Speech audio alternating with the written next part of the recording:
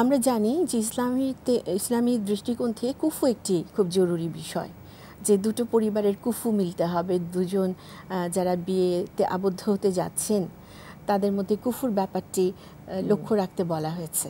তা আমরা একটু এ ব্যাপারে আলোচনা করি। এ ব্যাপারে আলোচনা করলে আগে আসলে একটু মৌলিক ভিত্তিটা আমরা জেনে নেই। আল কোরআনে সূরা বাকারায় আল্লাহ তাআলা বলেছেন, তারা তোমাদের পরিচ্ছদ, অর্থাৎ স্ত্রীরা, এবং তোমরা তাদের পরিচ্ছদ। এখন পরিচ্ছদ মানে সোজা ভাষায় হলো পোশাক। পোশাক এবং দেহের যত কাছাকাছি থাকে, একজন স্বামী এবং স্ত্রী আল্লাহর হুকুমে যখন বিয়ে হয়ে যায়, বিবাহ হয়, তারা কিন্তু শারীরিক, মানসিক, আধ্যাত্মিক প্রত্যেকটি ক্ষেত্রে তারা এইভাবে কাছাকাছি অবস্থান করার কথা, এবং সেভাবে কিন্তু চর্চাটা করতে হয়।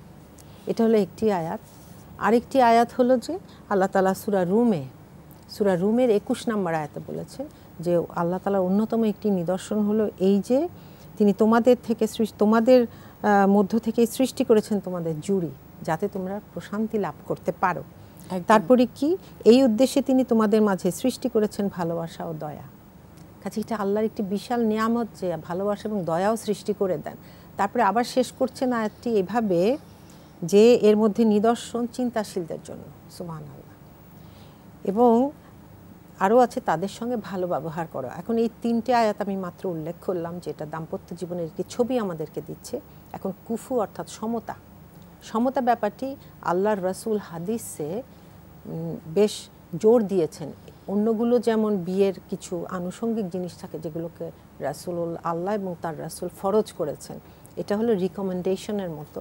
সেটা হলো পাত্র এবং পাত্রীর ব্যাকগ্রাউন্ডের সমতা, অর্থাৎ তাদের সামাজিক যে স্ট্যাটাস, তাদের শিক্ষাগত যোগ্যতা, তারপরে বংশীয় মর্যাদা, সম্পদের ব্যাপারে এগুলোর কাছাকাছি থাকাটা। কাছাকাছি সবসময় যে সমান সমান হবে তা নয়।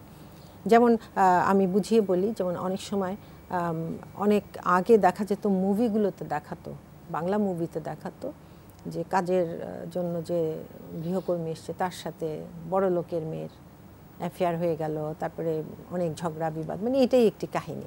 ইসলাম কিন্তু এটাকে একেবারেই উৎসাহ দিচ্ছে না, কেননা এটা অ্যাডজাস্টমেন্টের সমস্যা হয় এবং নানান ধরনের মানসিক দূরত্ব থাকতে পারে, যেটা নাকি ওই সময় ওই বয়সে মানুষ নাও বুঝতে পারে, যেটা আল্লাহ রাসূল দেখিয়ে গেছেন। কাজে মিলমিশ হওয়ার জন্য, সহজভাবে বিয়েতে যাতে মানিয়ে নিতে পারে, এটার জন্য কুফু থাকাটা জরুরি।